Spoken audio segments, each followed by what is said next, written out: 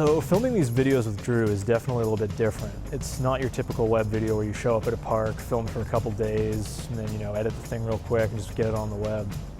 It's special. Drew goes into these videos with a plan. And it's not necessarily a wish list to pull tricks. It's a plan to build new setups, new ramps, to make new tricks possible.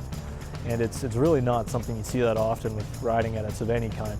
It's different, taking your time to build stuff to make an edit cool. And I think that really shows. It's definitely a little different and a little special.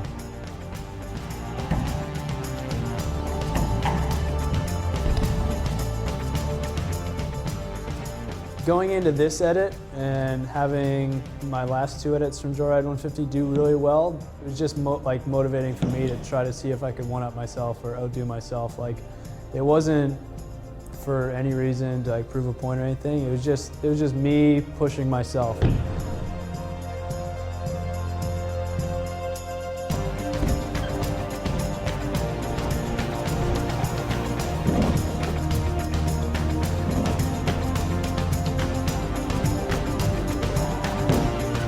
The best part about Joyride 150 is just the freedom it gives me. That's the reason I fell in love with BMX, is because there was no right or wrong way to do it, and you could do it however you imagined it, and you could bring it to life through just your imagination. And that's what Joyride's been for me. I get so many crazy ideas for this place, and 95% of the time the owners will agree with me and allow me to build what I want to build or change what I want to change, and help give input to the park, and it's almost like it's my own park. My name's Tyler Dawson, one of the builders here at Joyride. When Drew comes, it's a pretty special time of year, Everybody gets really excited. Sessions go real late. I usually get very busy.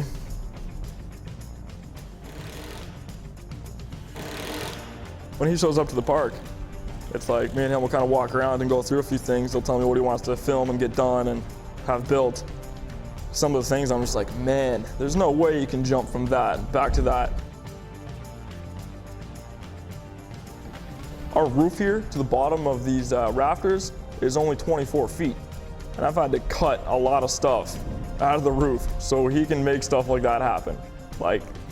That's serious business there. Thinking up of some of the lines for my edit, I don't know, I've always kind of looked at a park differently. I came from a motocross background where it's if you can jump from one thing to another to get there faster, then to get around the track faster, then that's kind of what you do. And I kind of took that approach to BMX, there's a quarter pipe or a box lip or whatever, that's a lip, but you don't actually have to take it the way it's meant to be taken. You can go different directions on it, and I kind of just look at each ramp and then look 360 degrees around it and see what's possible.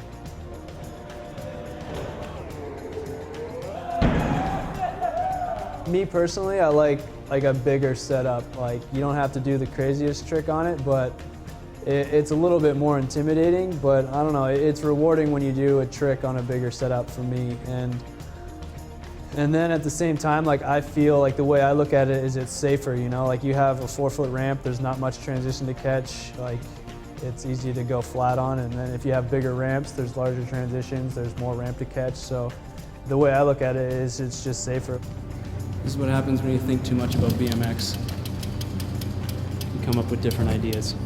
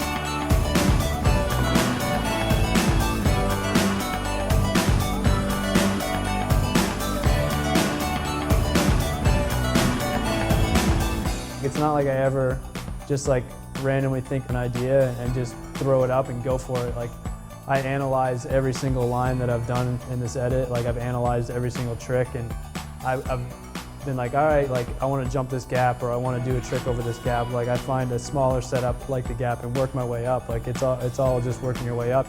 And that's how I kind of approach every one of my clips. Like, I analyze it to the point where it's like, all right, I've done something similar, or I've wrote a setup like this, and if I just kind of combine the two, like I kind of already know what it's going to feel like, and hopefully it feels like what I think it's going to feel like. If not, it kind of surprises me, and that's where you get all my crash clips.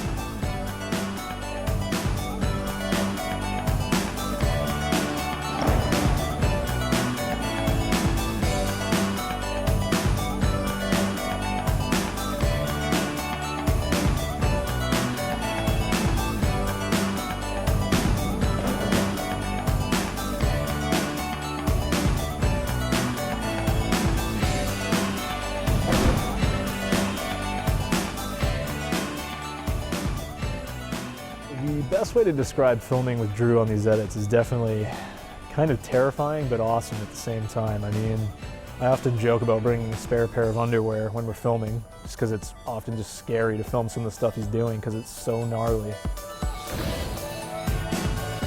You know, it's like you always kind of want to better yourself, and that's how I take my approach to BMX.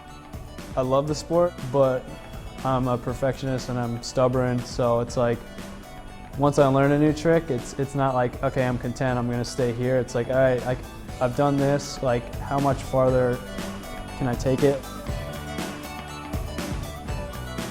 Riding and filming and doing new stuff that you've never done before, it's a huge mental game. Like, if you can envision it in your head and see yourself pulling it off and successfully doing it, then there's a really good chance that you can do it.